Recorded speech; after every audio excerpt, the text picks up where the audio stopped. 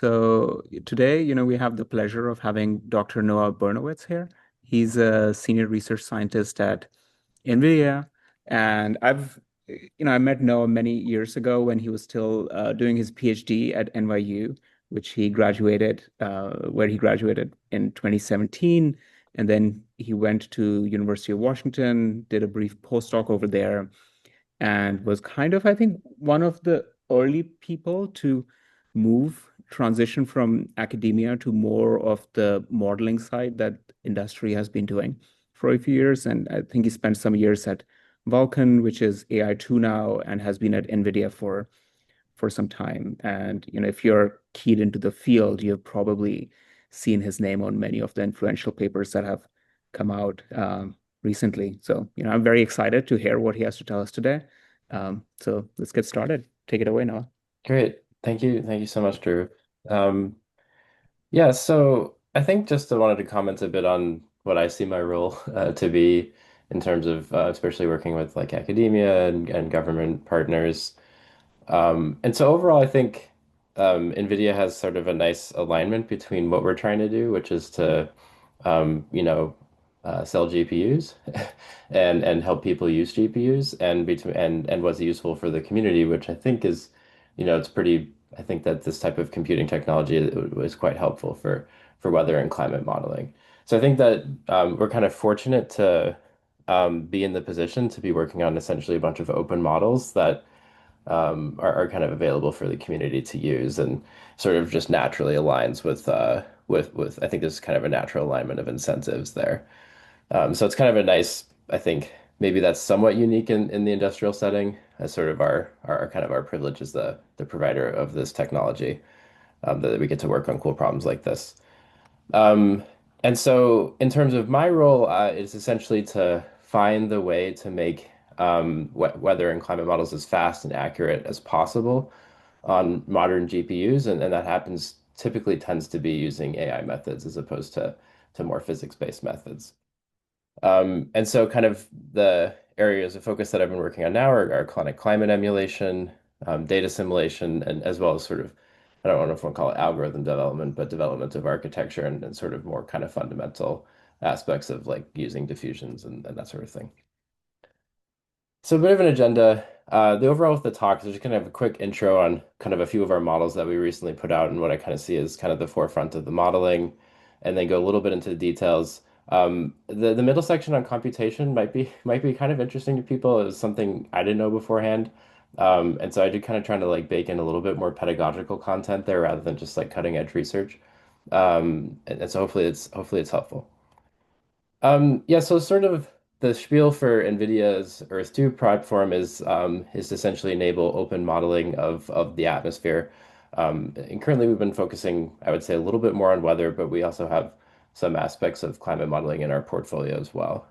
So we recently released three new models that are kind of building on a portfolio of existing models that we had. So for weather forecast, we have the ForecastNet architecture, a couple of versions of that led by Boris Banov.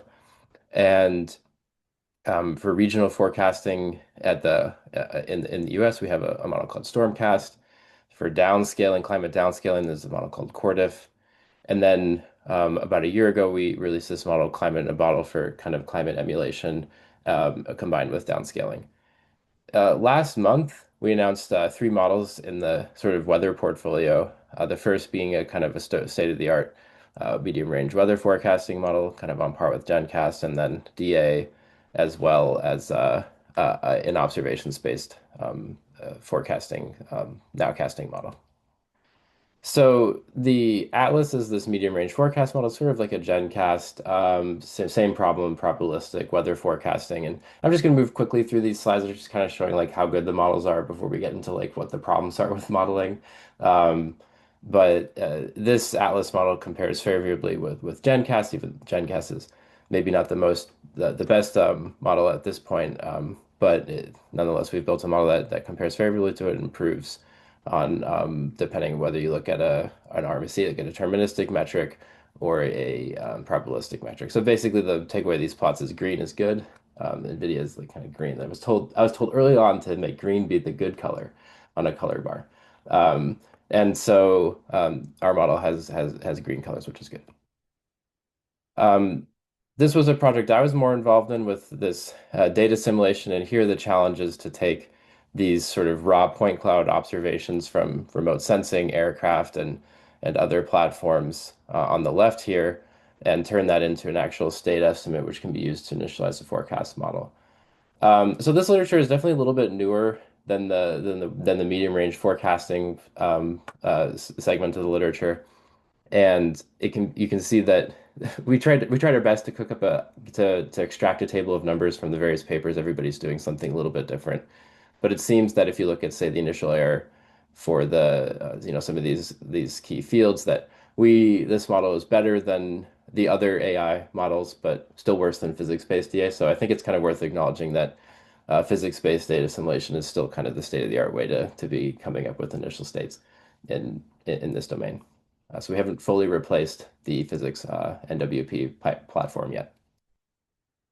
And the storm scope is probably the most visually attractive of the models we released. It essentially emulates raw GOES, geostationary satellite feeds, and produces kind of images and videos that look like this. It emulates the visual channels as well, so which are nice because then you can make videos that really connect with people.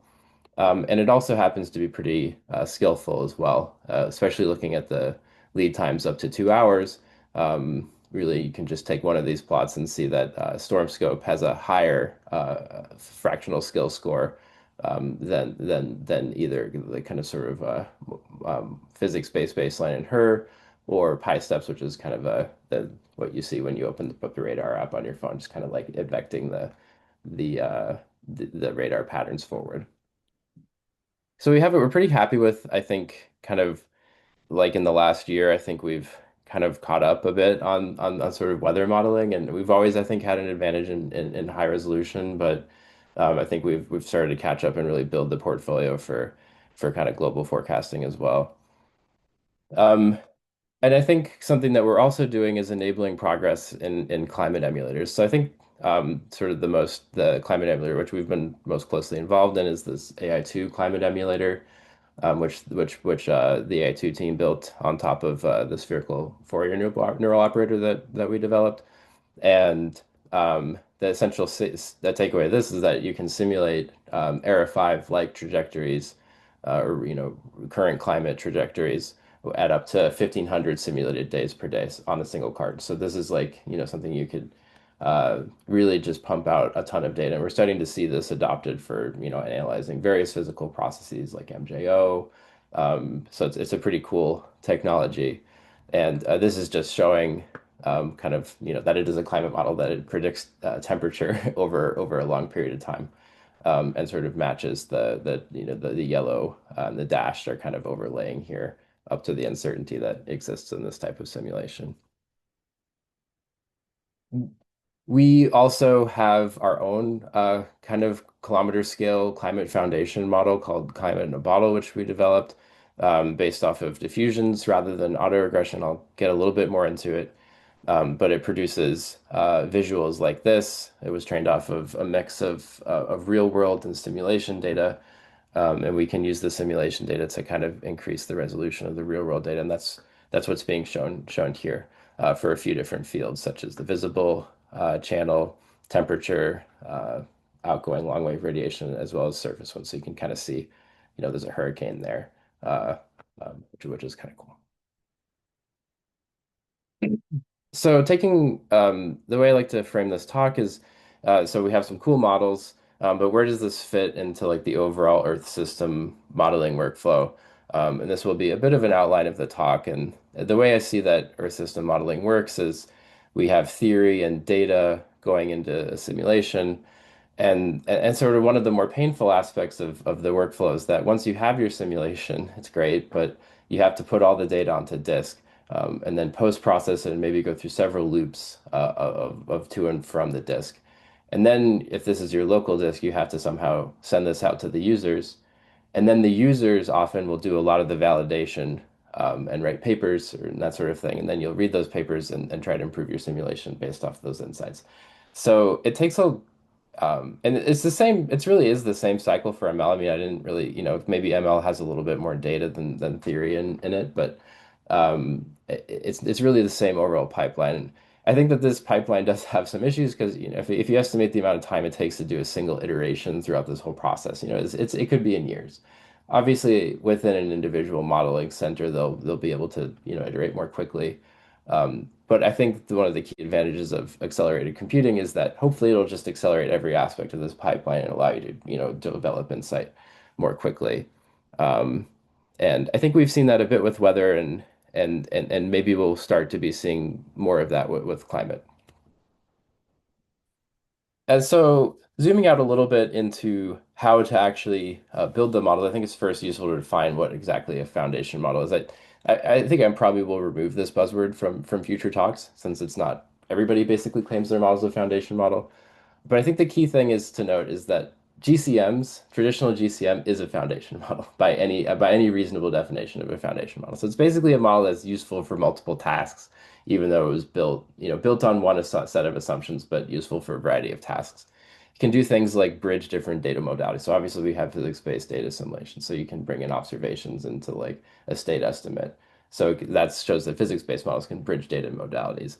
They have provocative functionality. You can like remove continents and see what happens to ocean circulation. They're interactive. That's the same sort of thing, except maybe physics-based models are a little on the slower side, on the chunkier side. And then they also are scalable. So we can potentially do high resolution global modeling, which we're seeing with physics-based models, but it requires a lot of effort. And so by basically when I say foundation model, I think it's basically like most domains have had pretty bad models up until the last like 10 years or the last couple of years with AI. But physics, air system modeling has kind of, especially atmospheric modeling, I think has been in this kind of luxurious place of having already good models for a long time. And AI, I think mainly is its role is to make these models a bit faster or a lot faster and maybe a little bit more accurate. But it's not really like a sea change, I would say, for like modeling capability. Um, so there's two ways that we build climate models or weather models. And I'm covering both AI and physics-based approaches. The first is the more traditional approach, autoregression. So we take in a state and then we predict the next state and we time step that up to infinity.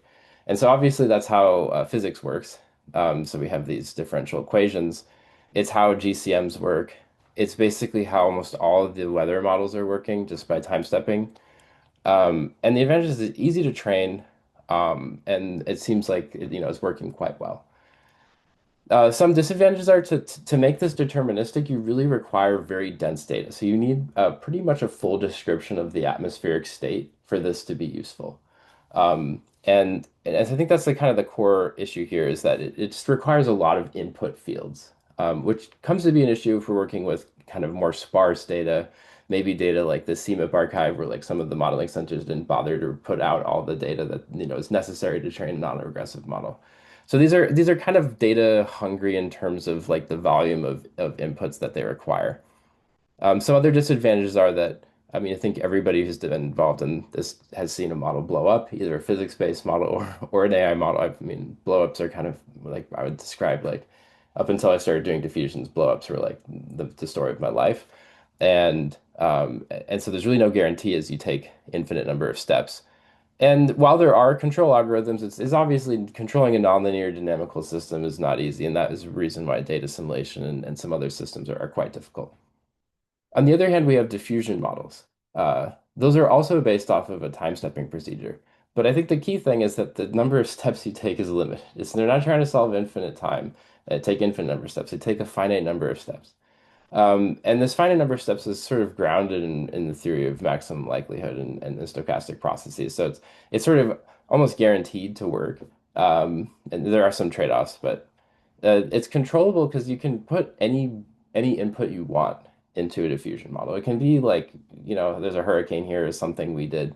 It can be like, let's make let's make the hurricanes form the letters NVIDIA, which is something we did. So it's like it can be whatever you want. It doesn't have to be like physicsy. It can be something that it provides a control knob for the user.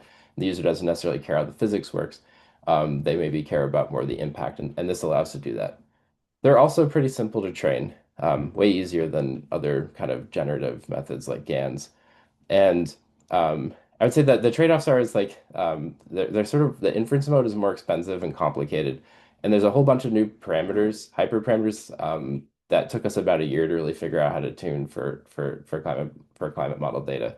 And so I think we've kind of got a good handle on this now.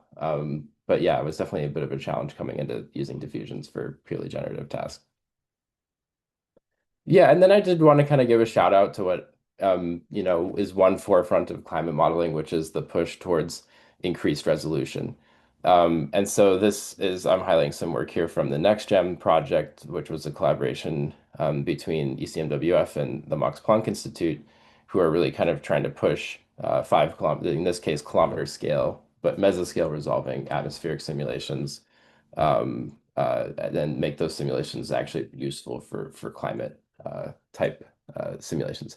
And so this project was able to achieve around 100 simulated days per day on a large supercomputing cluster across, both the Max Planck Institute and IFS were able to do this. Lately, I think the modeling centers are probably getting around a simulated year per day on basically all of the supercomputing clusters. So this is starting to become, and we saw like last week, we saw a couple papers out of MPI.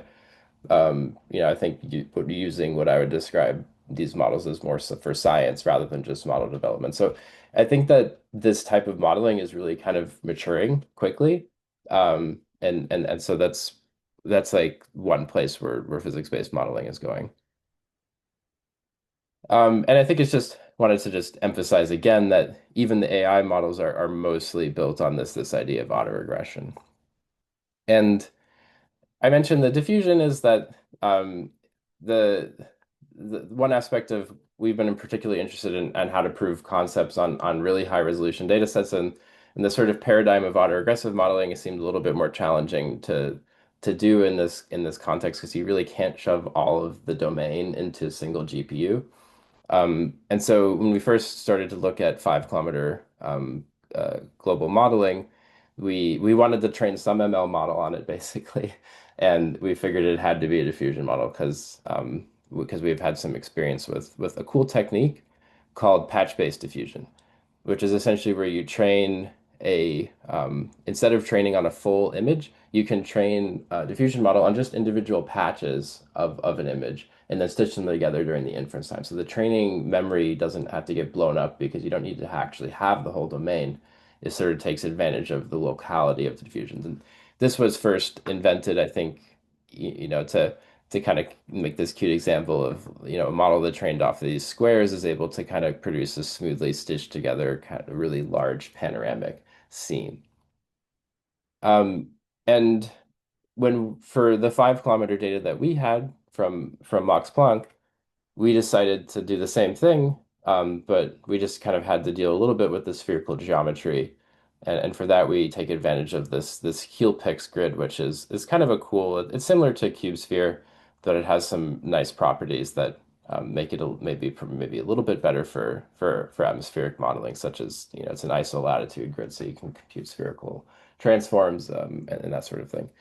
And the basic idea is just train the model on small bits of this grid, and during inference, you evaluate the function on each subdomain on each patch, and then overlap the patches and take the average in the overlapping region. And it all kind of smooths it out and allows to produce that kind of high resolution image that I showed without clear boundaries on one of my previous slides. As part of this, we also built a coarse resolution generator. I'm kind of moving quickly through this. But we built a coarse resolution generator that I was describing more the super resolution component. We built a coarse resolution generator, which is sort of like more like a coarse resolution climate model. So on the left, we can see our sort of snapshot generator climate in a bottle. Seems to be getting some trend in globally average temperature, although it's definitely seems to be missing the trend a little bit compared to some traditional GCMs. And the sort of kind of classic climate modeling plot. But what we're really excited about with the model is that it's able to, because it's this diffusion model, trained on two data sets. It's actually trained on Era 5 and Icon. We can do things like bridge the gap between those data sets.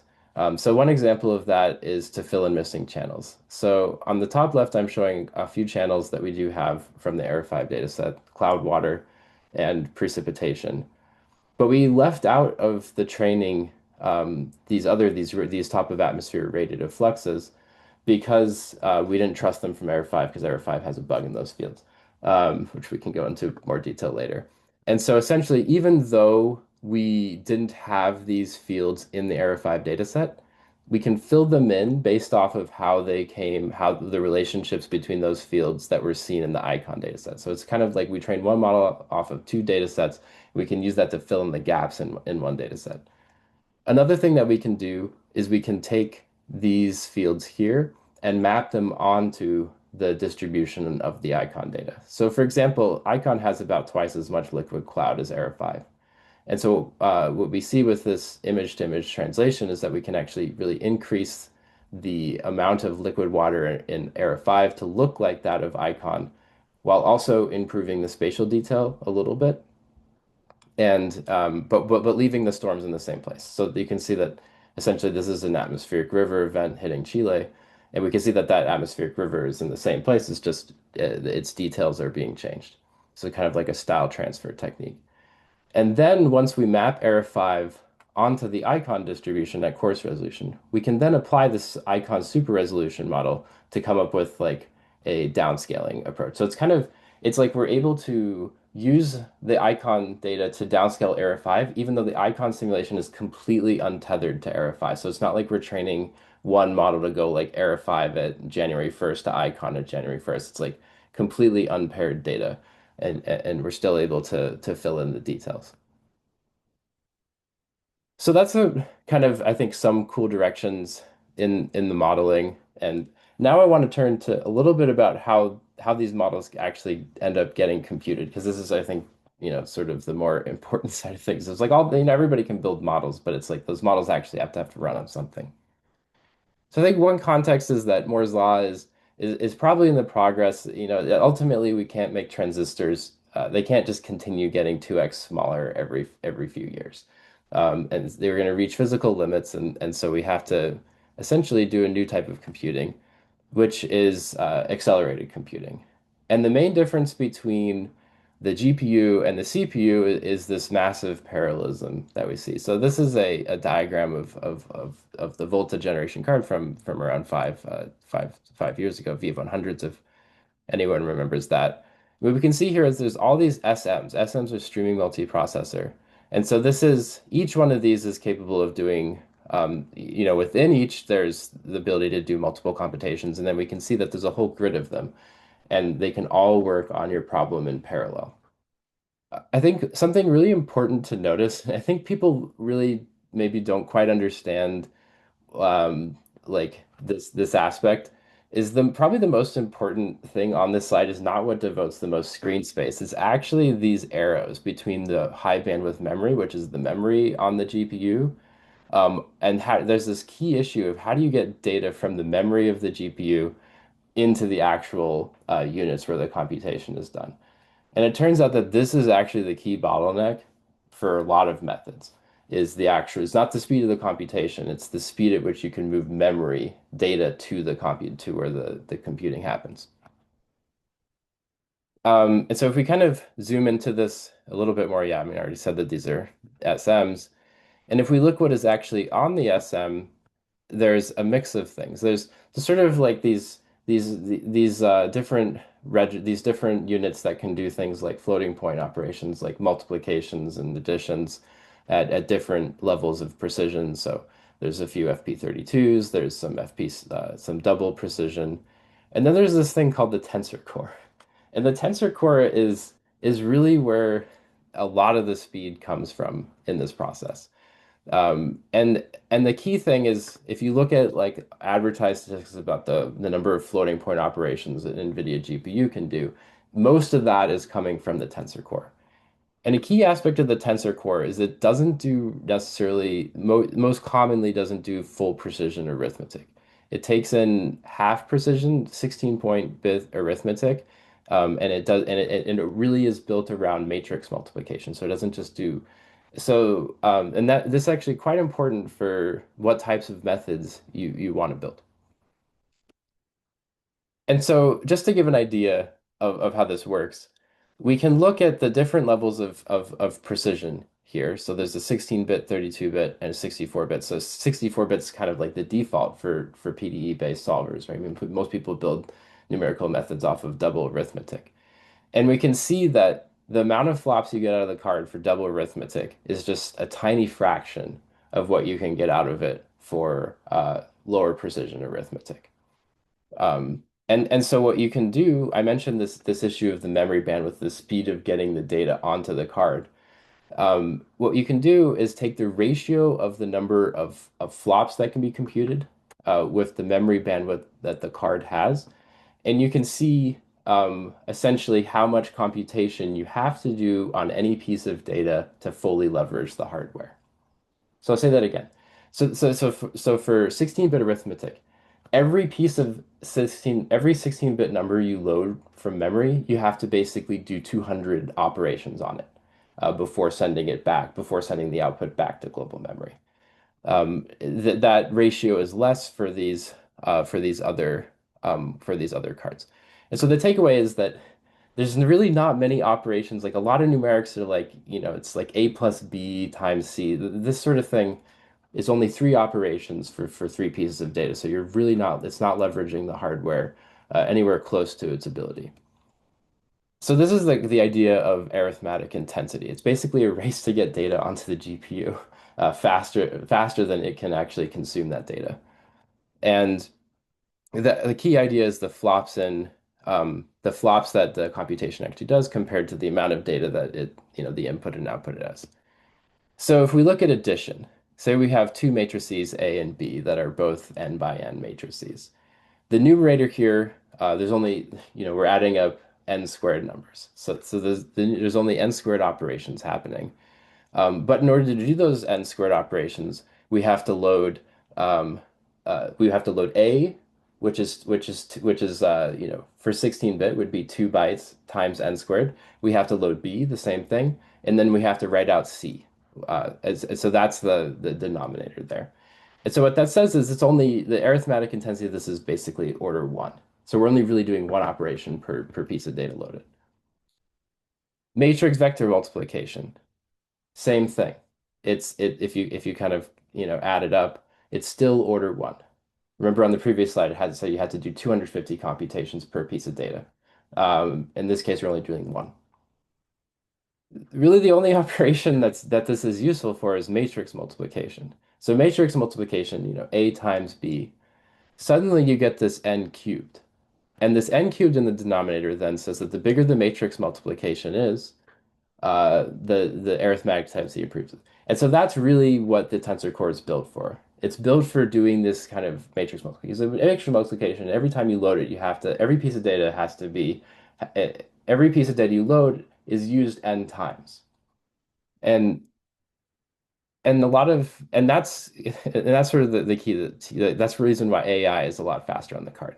So if we look across generations, this sort of the four most recent generations ever since the tensor came out and tensor cores were added in Volta, we can see that this flops to byte ratio has increased in time. So it started at 124, meaning you had to do 124 computations per byte loaded, and then it stayed steady for the next generation. And then for Hopper and Blackwell, it shot up.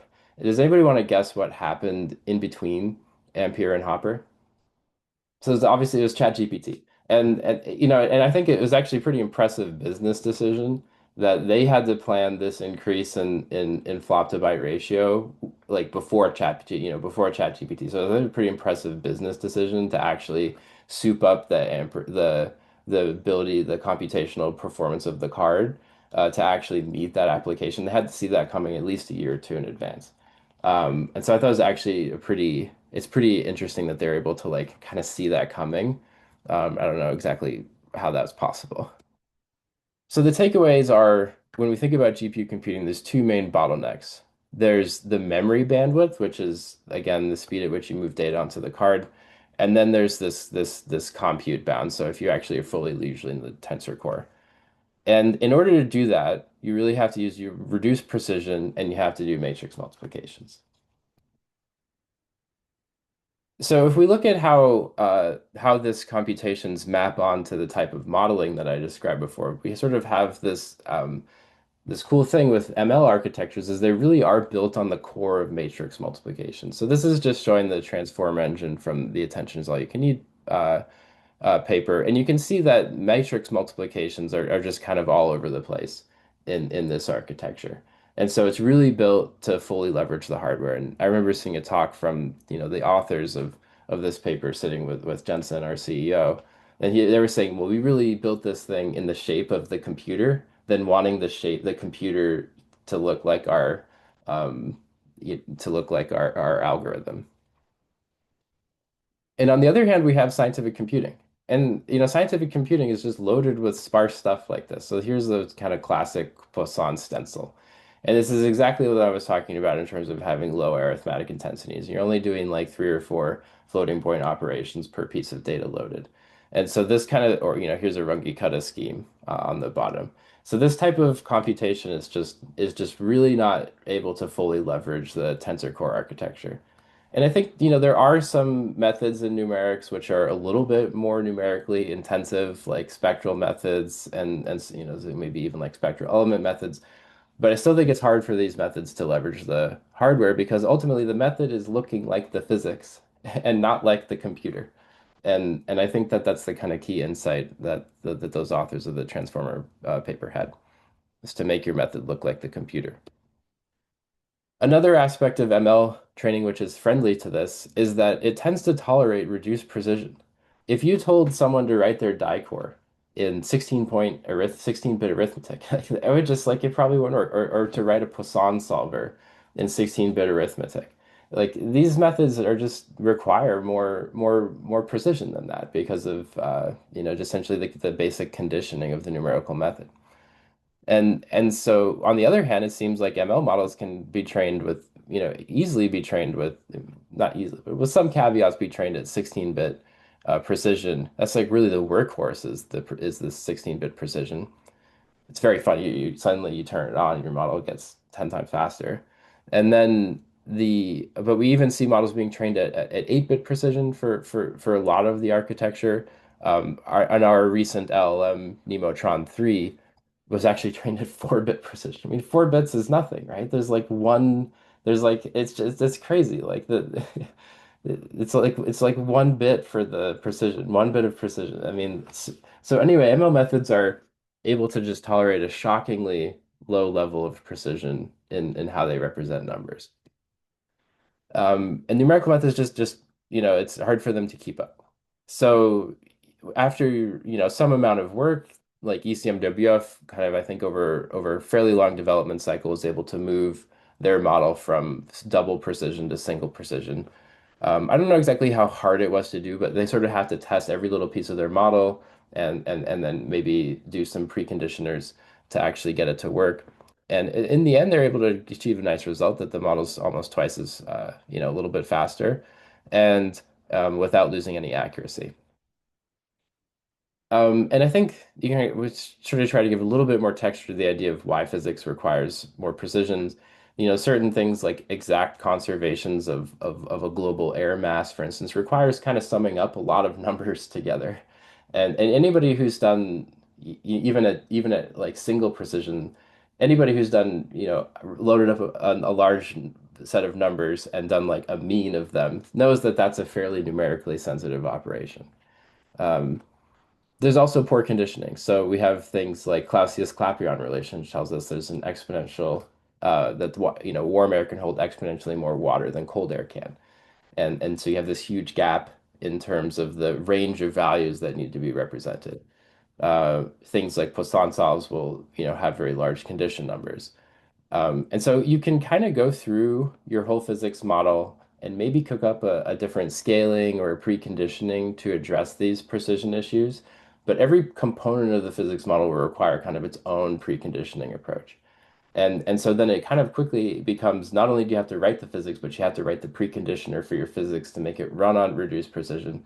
So I think all of this kind of suggests that building models that can fully leverage reduced precision and therefore fully leverage the available computing is quite difficult. So I know that this is probably like a little bit out there. I mean, I remember being like not even really knowing what all this stuff was when I first joined NVIDIA. But I think it's really important to understand, especially this concept of arithmetic intensity, that you really want to be doing a lot of computations for each piece of data that has to be sent to the GPU. And just to think about whether your methods are taking advantage of that. And the other thing we see with ML methods is that, I've been talking about flops kind of like assuming it's good to use them. And for ML methods, that seems to be true.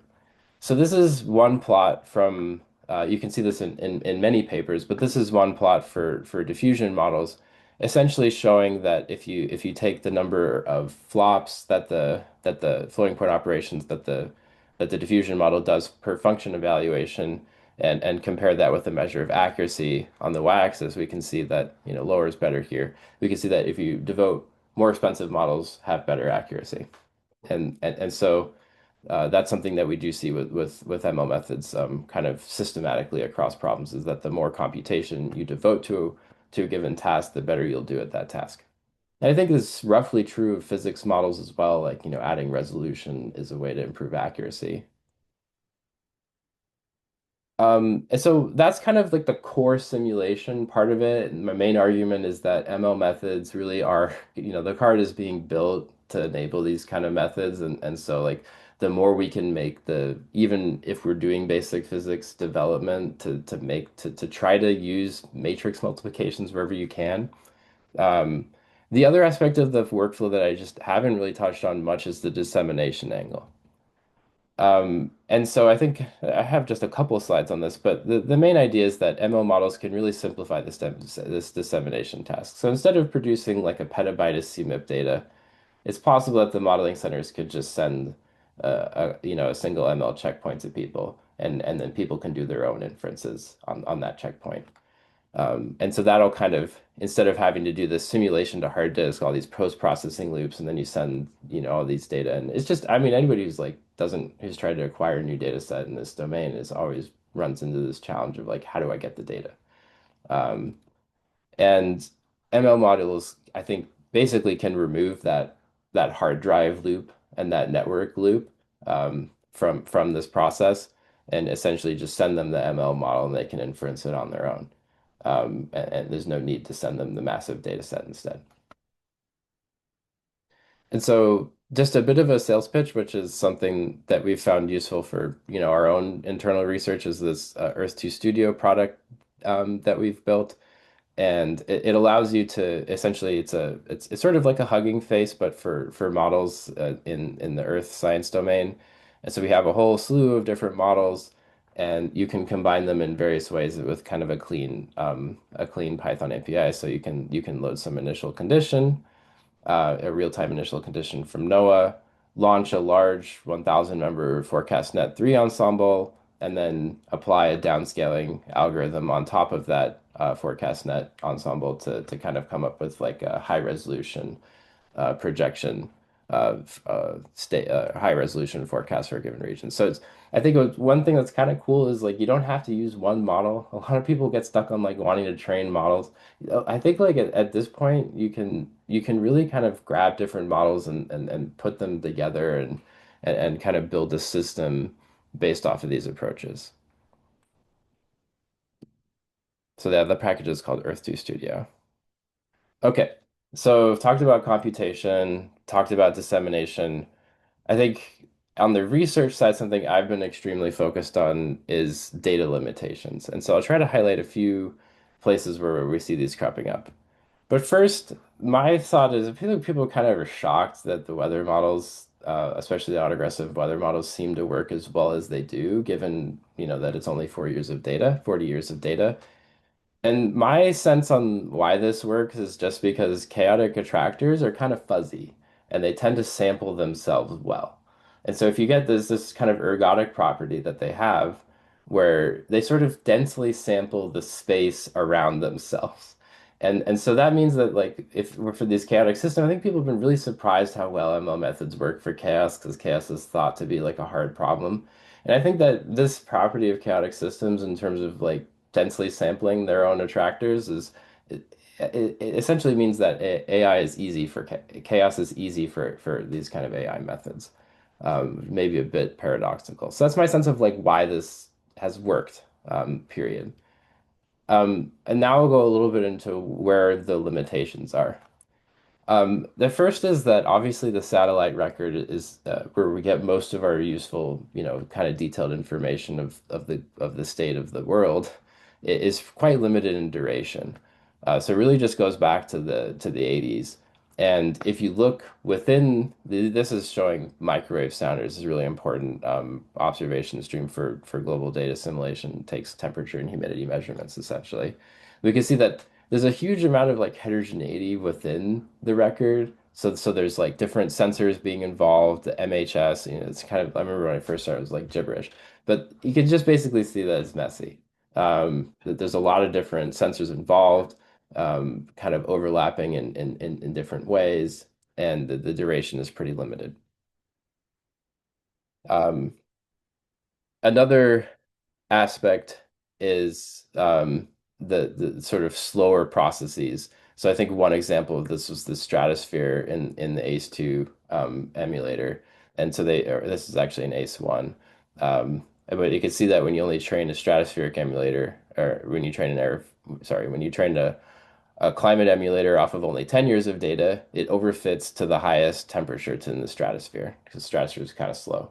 And so we really need a lot more data, up to 110 times more data to prevent that overfitting. So that was a pretty early example. And I think that a lot of the AI models still struggle with stratosphere in particular, and like things like the quasi-biennial oscillation. Same thing with the ocean. Ocean is slow. So I think one of the probably most exciting efforts, which is the Samudra ACE. The Samudra is the ocean model. ACE is the atmosphere model. And we see that the atmosphere model, if we look at the validation versus the training curve, they sort of overlay. The model's not overfitting. Ocean model overfits a lot. And the when I think what's happening is this manifests as a lack of large low frequency variability in the ocean model. So the model does have an ENSO, it does have like a interannual variability, but it doesn't have any variability beyond that point. So, physics model does have like this 6 year, 8 year band of power, but the ocean that the emulator does not. So you think it's pretty much this is the smoking gun. Um, Something we've seen with our work with diffusion models in particular is that they're pretty prone to overfitting, especially at large scale phenomena. So this is an example we had with the northern annular mode. It's kind of like the first mode of variability of the atmosphere in the northern hemisphere, and explains things like why it's been so cold this winter and that sort of that's in the East Coast anyway. And so what we saw kind of early on with climate Novato is like we have this black line, which is the observed record, and then we have our red dots, which are kind of supposed to be independent samples of the subject just to ocean conditioning. So they're really not supposed to follow the black curve, yet they do only during the training period. And when we move to the validation period, the red dots are kind of no longer following the black curve. And so Chris Brotherton and Ollie Wattmeyer were like, hey, like, this is supposed to be an internal mode of atmospheric variability. Like, why are you doing so good at it? And then we kind of looked into it and we found, yeah, it's because the diffusion model was overfitting. Essentially just memorized this pattern. And so we had to add regularization in order to produce like what we expect to see, kind of a consistent behavior across the training and the test set. So yeah, diffusion models are particularly prone to overfitting. It's very easy to overfit with diffusion models. The data simulation task, like I said, the satellite record is quite limited. Um, Surprise, surprise, we see, and we're still worse than, at the very beginning of the talk, I said we're still worse than physics-based methods. Surprise, surprise, the reason is because of overfitting.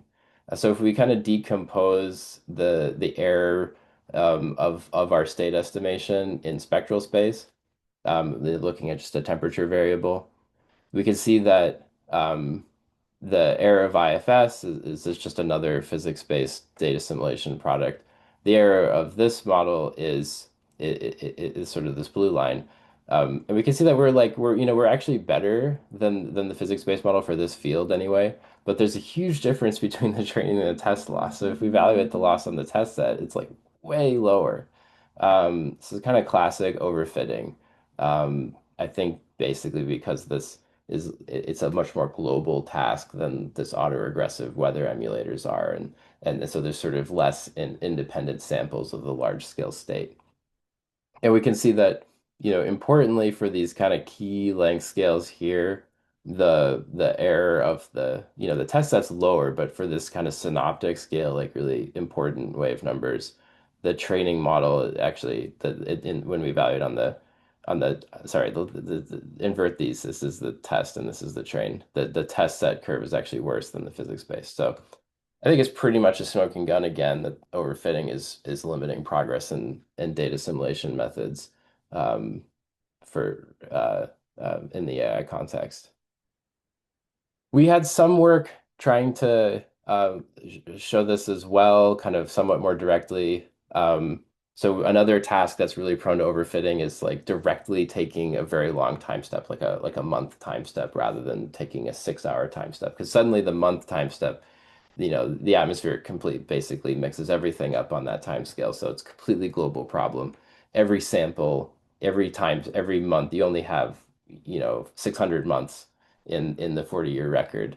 And you can ask the question, if we go to a perfect model world and train off of simulation data, how much data is needed in order to prevent the overfitting? And it turns out to take a month time step, pretty much need like 10,000 years of data. Um, so it might be worth thinking for ocean emulators. If take your time step, and you probably need way more data than you think. And if we limit ourselves to just the duration of error 5, we can see that there's a huge difference. We know, in fact, this model we trained is no better than random chance, essentially. So we need actually 1,000 years of data to do better than random chance, and 10,000 years of data to basically optimize the model. Another data limitation. I have a couple more slides. I know I've been kind of breezing through a lot of content. Um, there's this idea like, oh, it's great. ML models can take really long time steps. And so this is something we kind of keyed on to early on, is that, oh, and then we also notice ML models are blurry. Um, and the reason is because you can't predict those scales. You have to have a match between the spatial resolution you want to predict and the time scale. And so you can actually look at what scale, like kind of the scale-wise predictability of the atmosphere. And that's this curve here from, you can get this from convection model ensemble. You can say like at 6 hours, anything finer resolution than 70 kilometers is unpredictable. And therefore, that's why these deterministic ML models kind of blur out those scales. It's because they take a long time step, and everything that's unpredictable at that time scale gets blurred away. And so if you kind of track this down to like a 10-minute a 1 kilometer, you'd actually need around 10-minute resolution. And so I think what we've seen, unfortunately, is that most convection scale data sets tend to have hourly resolution, because that's the resolution that's important for the user, but it's not the resolution that's important for resolving the physical process. And so that's, I think, why we've seen a ton of diffusions in convective scale modeling, is because of this sort of mismatch between the data that we have and the resolution that's important for the physical process. And so this is another data limitation, lack of high frequency data. And so this is kind of revealed by this trade-off. So we have this is sort of like an earlier version of our nowcasting approach, and we can see that we can do hour-long time steps, but we have to use diffusions in order to do that, in order to get the kind of like fine scale detail that forecasters want to see in a radar map. On the other hand, is this proof of concept that if you can train a model off of 10-minute time step, that it's actually able to produce convection, realistic looking convection. And so again, that's just kind of like an empirical proof for the sort of more theoretical argument I made on the last side, that essentially like you need higher frequency data, and I think is kind of that's a key limitation is the lack of high frequency data. Um, so in terms of outlook, I like both modeling approaches, physics-based and ML approaches. I think they both are sort of naturally complementary. I think that ML is possibly more accurate for some applications, especially like weather, where there's more data. Um, but it's always faster. Like they're just kind of a joy to use, given how fast they are. And I think that the speed is actually the more important thing here, because speed is what allows you to develop and do this iterative cycle to actually improve modeling capability. And so I think it's no accident that I think I sort of see the accuracy is flowing more from the speed than vice versa. I think that some of these key computational bottlenecks, the computational bottlenecks, tend to favor ML methods. ML methods are kind of perfect for the accelerated computing compared to physics-based methods. But the data bottlenecks that I identified favor physics models.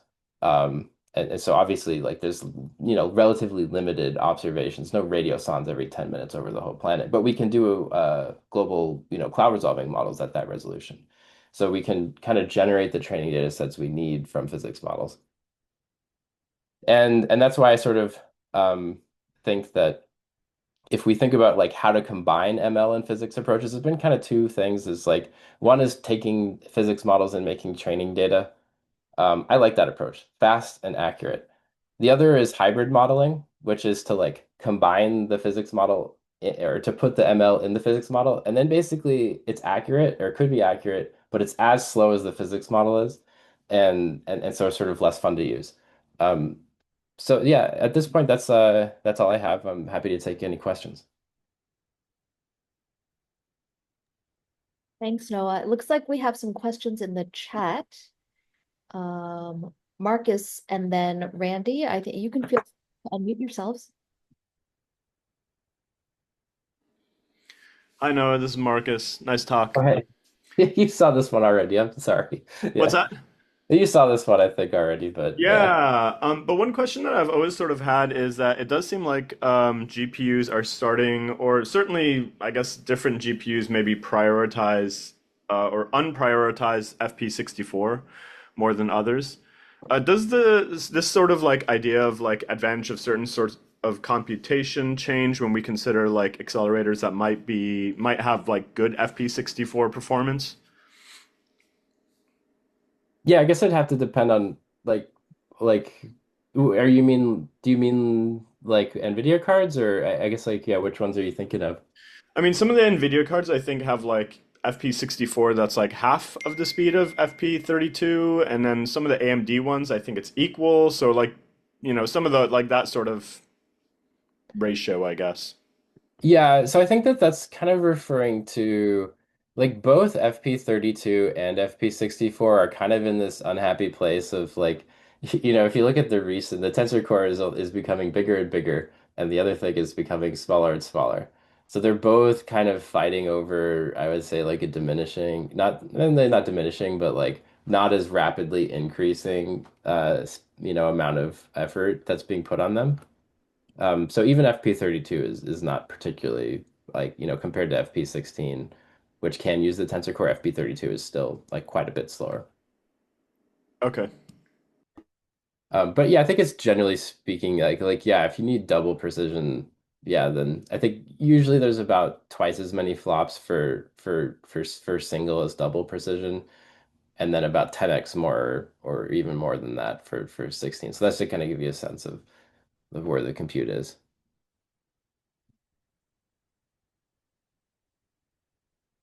Hey Noah, it's Randy from All right. tomorrow. I was just curious, you made the statement that the heterogeneous nature of the satellite obs is kind of hindering maybe some of the DA capabilities. Do you think we need to go how NVIDIA is doing other things in this like full simulation world? Like, do we just need faithful simulations of satellite obs? Do you think that'll kind of unlock things going forward? Yeah, I think so. I mean, I think if someone put out just like a bunch of satellite simulators run on, over a long duration, that would be useful. I mean, I do think we might need more data than exists in Era 5 as well, even if it did have full record. But yeah, I guess that puts a call to action to the general science community because I don't think satellite simulators have been figured out, and I don't think NWP is properly simulating clouds at the moment, which are a key observation in microwaves way sometimes. I think it's definitely a big question whether satellite simulators would produce useful enough outputs to based off of the assumptions that are made, but I think they'll still be helpful. I mean, it's sort of like at least it will reduce the burden. Then it becomes well correcting the errors of the satellite simulator rather than, completely starting from scratch. So yeah. Hmm. Thanks. We do have time for more questions for Noah, so please feel free to unmute your Pierre. Hi. Yeah, thanks a lot. No, great to see you, and thanks for joining. Just wanted to get back maybe to your point about chaos, because your argument was that models tend to do a good job, but it seems that there are some papers demonstrating that, maybe the gradients and the adjoints are actually not so great. So maybe it's not so clear that we are really picking up the chaotic behavior so well. And in fact, those models tend to do a good job more on early time, especially autoregressive, I mean, here. They work quite well on short time scales more than longer time scales. So just wanted to pick your brain on that. Well, I mean, like ACE works on pretty long time scale. I mean, I think if you asked any domain like LLMs, anybody building autoregressive models, they would be absolutely shocked by how well like models like ACE and Camular, really any of these autoregressive emulators work. I mean, to be able to do like basically millions of time steps without it blowing up is like shocking. And so I think that I really do, yeah, I mean, so like the butterfly effect, some of these like multi-scale kind of I definitely like take that point. Like the George Craig and the Cells paper, but like um yeah, I still think that if we do kind of there's a question of like whether it really matters, like if there's no butterfly effect, because the observations have more error than that anyway. So it doesn't but if you just take it as like what they're able to achieve in terms of climate fidelity on long rollout, yeah, I mean I think I do really think the explanation is something like this, the mode mixing property. Thanks. Given the, thanks for the talk. Hey, Given some of the points about the long time step, like 1 hour for convective scale phenomena, 6 hour for medium range weather forecasts, and how you're losing some of the spatial scale, do you think the solution, which is like probabilistically trained models with diffusion on top, um, kind of like the hero ace approach, are we losing something with that method compared to, having a 10-second time step or something really small? I mean, yeah, like the hero race or climb in a bottle or like any of these like downscaling approaches, is that kind of, yeah, I mean, what we are listing is the feedback loop from small scale to large scale, which is the reason why people are doing GSRMs. So if any sort of setup where you have like diffusion models, like any diffusion model is implicitly downscale. You first do the coarses resolution, you kind of step down as you decrease the noise level through the scales. And any approach like that is purely downscale flow of information.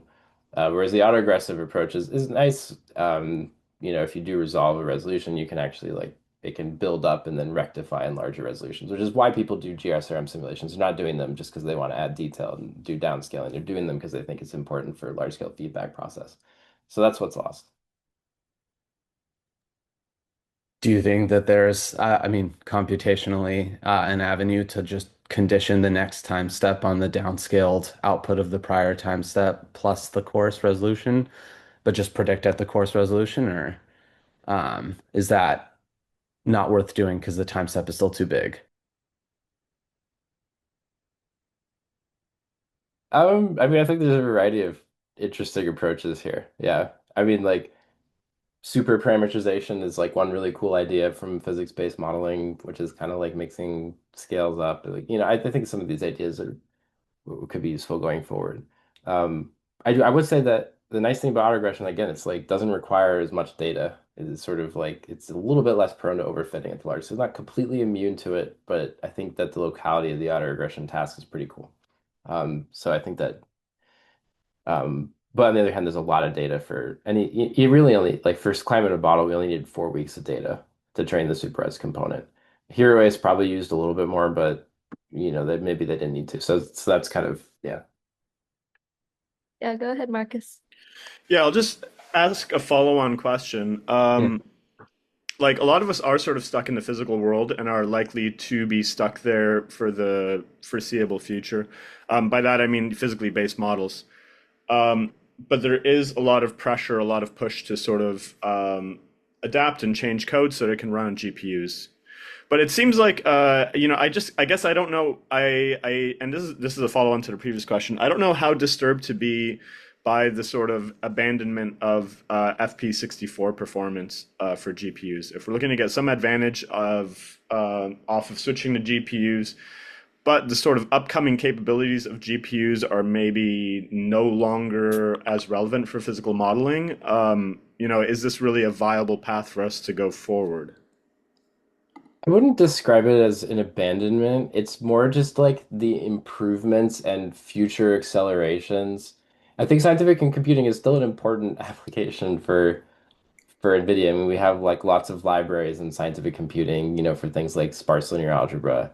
I wouldn't describe it as an abandonment. I would say that the new resources that are coming online, and some of this, I think, I don't know too much about hardware, but I think some of this is just like physical limitation. It's a lot easier to put those matrix multiplications or reduced precision in the silicon. Um, and it's not necessarily an active decision. It's just like that's where the opportunity lies. And so in terms of the physical world of the chip. And so I do think that maybe the physical emulators don't have to be that fast, or the physics models don't have to be that fast. It's just, we'll get more in routine process. Like we'll consider building an emulator on top of a physics model is just like a compilation step, right? Almost like it's a way of compiling the model and to run more efficiently on the card. So I don't know if that kind of answers your question. It's sort of like maybe a two-pronged answer that, yeah.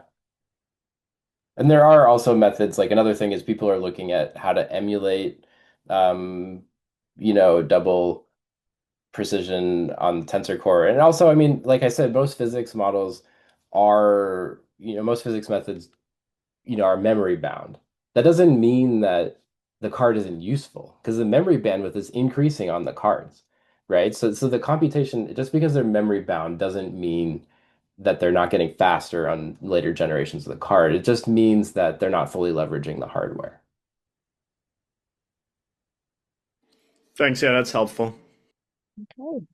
Then at this point, Noah, we would like to say thank you so much for your time. Thanks for joining us and for your presentation. And next time you're on the East Coast, please do drop by Leap and say hi.